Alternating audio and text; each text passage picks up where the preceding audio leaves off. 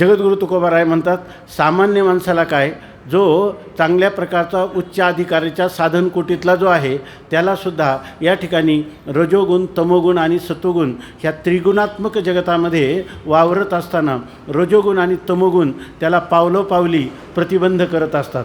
आणि अशा वेळेला त्या रजोगुणांना आणि तमोगुणांना अभिभूत करण्यासाठी सत्वगुणाची वृद्धी करणं आवश्यक आहे. कारण सत्वात संजायते ज्ञानम अशा प्रकारचे, आणि सत्वगुण हाच सुखाची वृद्धी आणि ज्ञानाची वृद्धी करतो.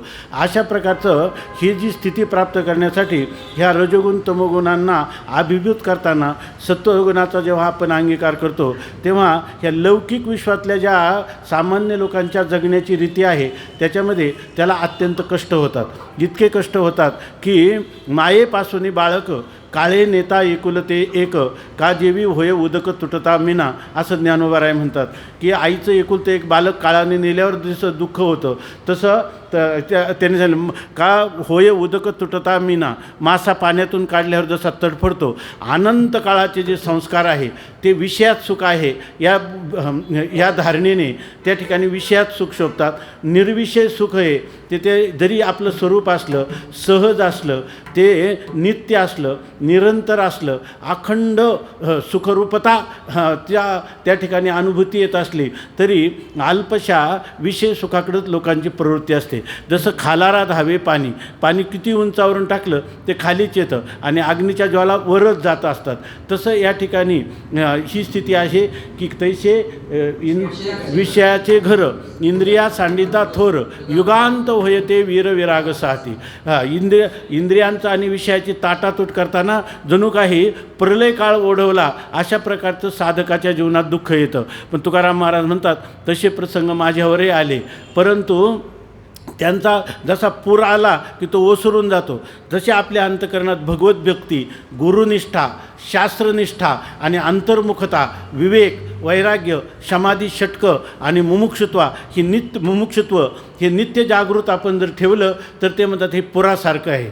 जसं किती वेगाने इंद्रायणीच्या मातेचा पूर निघून गेला तर पात्र कसं आहे, स्तब्ध आहे, जसंच्या तसं आहे. तसं आपल्या आत्मतत्वावर हा जो काही आभास होत आहे, हा आभास कितीही जरी आपल्याला भासला तरी हा आभास आहे. याचा प्रकाशक, याचं मूळ अधिष्ठान सच्चिदानंदाद्वय स्वरूप आत्मा, ब्रह्मरूप आत्मा तो मी आहे. अशा प्रकारची ही धारणा आहे. हा किती जरी पूर गेला तरीसुद्धा धरीला धीर जीवनी. या ठिकाणी माझ्या जीवनामध्ये मी धीर शब्दाचा गीतेमध्ये धृती असा अर्थ आहे की ते धृती म्हणजे कोणती, सात्विक धृती, की ज्याच्यामध्ये सांगतात ही धैर्य धारण करताना सुरुवातीला विषयासारखं वाटतं पण परिणामी अमृतोपमम, अशा परिणामी मात्र अमृतासारखं सुख होतं. आमच्या आयुर्वेदामध्ये सांगितलं आहे की बचनाग नावाचं एक औषध करतात किंवा एक वनस्पती आहे, तर ती खाण्यासाठी अत्यंत गोड असते परंतु परिणामी मात्र त्याच्यापासून मरणाला सामोरं जावं लागतं. तसं हे राजसी तामसी सुख आहे, हे सुरुवातीला गोड वाटतं पण पुढे अवघड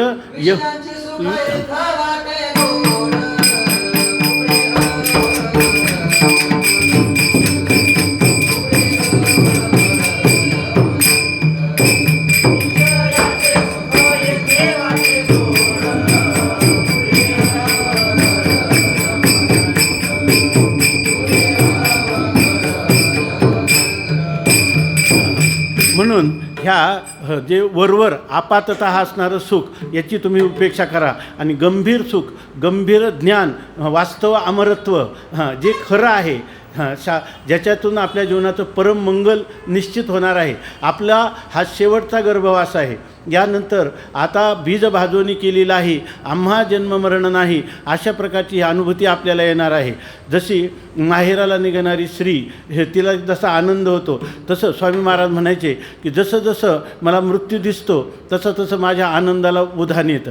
आम्ही म्हटलं तुम्ही बोलू नका, तुम्हाला हार्ट अटॅक आलेला होता. अरे स्वर्गात गेलेला मनुष्य तुम्हाला सांगायला येईल का? ते म्हणे मी तुम्हाला, माझा एक पाय स्वर्गात आहे, एक पाय पृथ्वीवर आहे आणि अशा वेळेला मी केलेल्या जे साधना आहे तिचा उपयोग मला होत आहे आणि हे मी तुम्हाला सांगत आहे आणि तुम्ही म्हणता बोलू नका, मरा विठ्ठल.